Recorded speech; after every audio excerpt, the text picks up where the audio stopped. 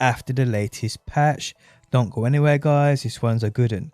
How's it going people, my name is DPJ and I'm giving away a couple copies of Palworld. Make sure you are subbed and have those notifications turned on. Winners will be announced in a few days, so good luck everybody. Okay, so in this video guys, we're going over glitches that still work after the latest patch. Some of these are new, a couple are older, but let's go. First up guys, we have the black market vendor. There's a couple of things you can do with this dude. Firstly, you can farm him for them 3 gold keys that he has on him.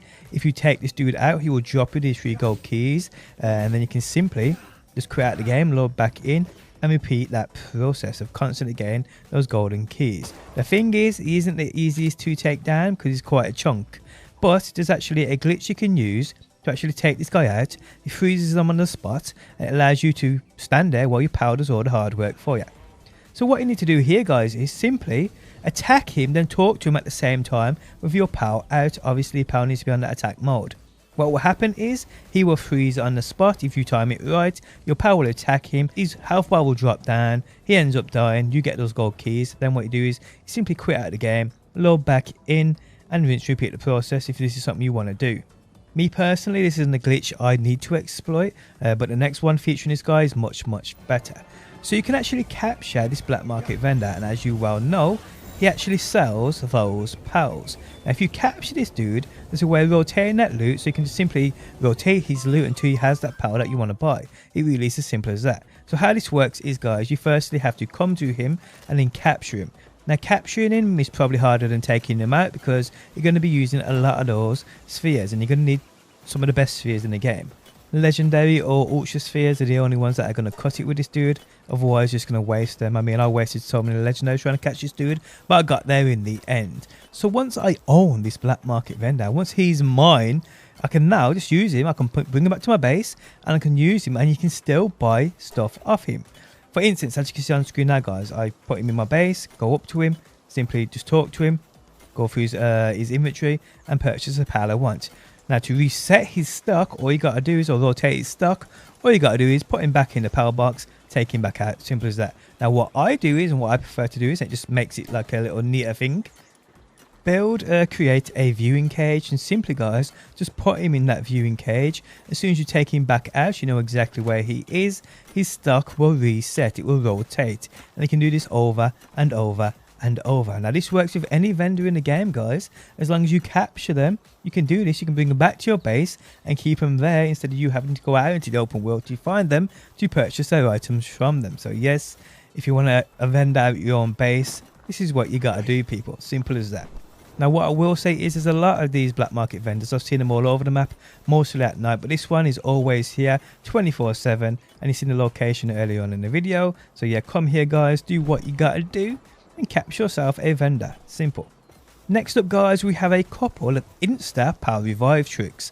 So if your pal gets KO'd, gets incapacitated, and you have to put them in that pal box for 10 minutes for them to basically chill out, cool down and revive, there's actually ways to insta revive your pals. The first one is just quite simple.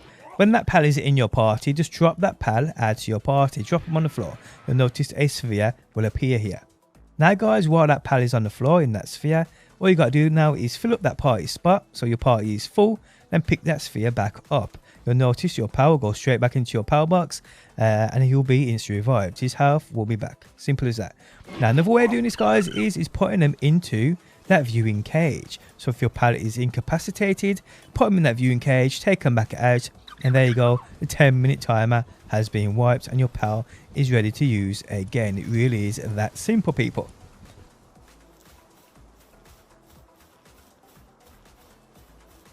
Yeah. Another little trick I recently found out is with your food. If you press that sorting button within your tab, within the menu, within the food box or your inventory menu, it resets food timers. I just clocked onto this. I don't even know how or why this is even a thing, but a short little tip for you guys. So yes, this works wherever you can sort that food. If that food's in that inventory or the fridge, the feeding box, in your inventory, if you press that sorting button, it resets the timer and all said things with timers. A pretty cool little trick guys, simple. Okay, so next up guys, we have a little sneaky one which will allow you to farm dungeon chests without having to fight the boss. Real simple. Now this works, it doesn't matter what level you are. If you can get into a dungeon, even if it's a high-end dungeon, if you're a low level, you can get to those 40, 45 plus dungeons, you can farm that chest loot that you would have to fight a boss for, defeat the boss for, to get these chests. You can farm this chest loot without having to fight anything. All this requires is you to have a tame with a saddle on it. The only thing is, guys, you need to make sure it's nighttime and the dungeons that you go within, powers within them, are affected by that day and night cycle, so at night time they are asleep. Now another little trick is, if you go into a dungeon, and as you know, bosses do rotate in these, but if you go into a dungeon and you come up against a boss that doesn't sleep at night, because there's quite a few powers that are like this, you can simply run away from the area and come back, and that dungeon boss should have reset and rotated. So you can do this, guys, until you find yourself that boss that will be asleep. Now once you have this, once you find that boss that is asleep, you simply just run past them, go up to that door, there's a barrier there where those chests are hiding, and all you got to do, guys, is angle yourself properly and just throw your tame out. If you do this right, your tame will end up on the other side of this barrier. Then, guys, get close enough to it and simply press and hold that ride button. You'll now go through that barrier, guys, end up on your pal's back, and you can run up to the chest and simply loot them. It really is that easy, people. Now you can actually fight the boss from this side of the barrier too, and he can't hit you. But yeah, I think that'd be a waste of time if you're low level trying to fight these harder bosses. It's just going to be taking too much time. It's just pointless. So just get that loot, guys, and get out of there. And you can rinse and repeat this for as long as you like, guys. It really is as simple as that. Now, a couple of older glitches that definitely still work, guys. We have the duplication glitch. This is one where you can duplicate any more or less material in the game, and to do this, guys, I've explained in an older video, which I'll just run that video back. I'll cut it up and edit it to keep it short, but this is exactly how you get this to work, guys. So try this out and get those materials. So how this works is, you build something with said required materials, you place the item down, you cancel it, and you double up, you duplicate the materials required to craft it. And this works with literally anything you can place down on the floor. Okay, so to do this, guys, you need to have a base, obviously. And then, guys, you want to go to the outer edge of your base, which is that blue circle. Now, once you are here, you want to build a storage box on the inside of your base, so it's inside of that blue circle. Then, guys, you want to bring up the item you want to build and duplicate and get those materials back for, doubling up on them every single time you do this. And given you have the room, this works with any item you can place down. So this is how this works. You want to place down the item as you walk out of the circle, walk out of your base's barrier. It's important to also note that the materials to craft the item we are duping must not be in your inventory. They need to be inside of your base in any random container, it doesn't matter. So place the item down inside of your base, inside of that blue circle, as you step outside of that blue circle, your base. Because if you step outside of that circle while you try and craft, you'll see the warning of insufficient materials. And the trick here is to time it right, where you step out of your base as you place the item down to build.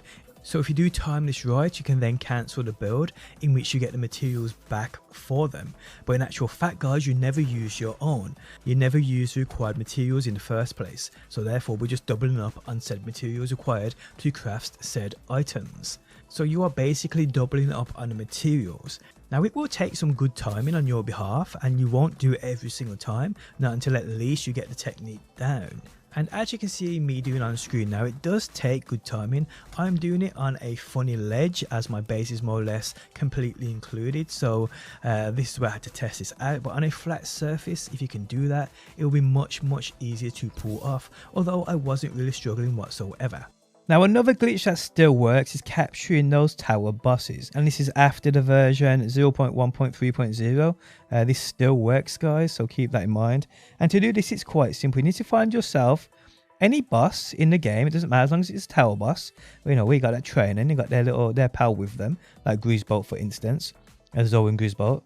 Now if you actually just go to any settlement beforehand and you start a fight on an NPC that won't normally attack you, like a vendor or something like this, you'll get that wanted status on your screen. Now what you do here, guys, is simply just build that up a little, probably fight these until you get like a level 2 or 3, and then you just want to fast travel to that tower boss. Now this don't work, I believe, with every single tower boss, but I think you can try and test it with the numerous ones in the game. Definitely works with Grisbolt, but there's a little bit of a trick you want to be doing here. So with that wanted status, you want to fast travel to that said tower boss. Now, once you notice, you'll see that all the NPCs are still following you. You still got that wanted status. Don't worry about that. Just make sure they are following you still. Now, guys, you want to enter that tower boss fight. In here, you do not want to start a fight with the boss. You don't want to hit the boss. You don't want to initiate contact or anything. What you want to do is you want to try and get the NPCs and the tower boss to be fighting each other. This can work with them attacking each other, the boss attacking them attacking the boss, and them just fighting. Once this happens, guys, and you know it's bugged out, is when the tower boss runs into the corner. Now, this is the trick I've heard some people say works best and what you need to do. So when that boss runs into the corner, just stands there on the spot and doesn't move, this means he's bugged out. Here, guys, you need to throw that sphere and hit him in the back. Now, I tried and tested this and it worked for me fine. Can't say it will work for everybody, but this is what I've been hearing, that if you throw that sphere and you hit him in the back, it should work for you. Now, if you don't hit them in the back, it can bug out, so I'm hearing, but for me, it was working first time every time. So yeah, just try that out, guys. But that's what you got to do if you want to catch those tower bosses in this game. But yeah, guys, there we have it, 5+ glitches that still work after the latest patch in Palworld. Guys, if you enjoyed the video, leaving a like really helps out. If you like what you see and want to see more, be sure to subscribe. And hopefully, guys, I will see you on that next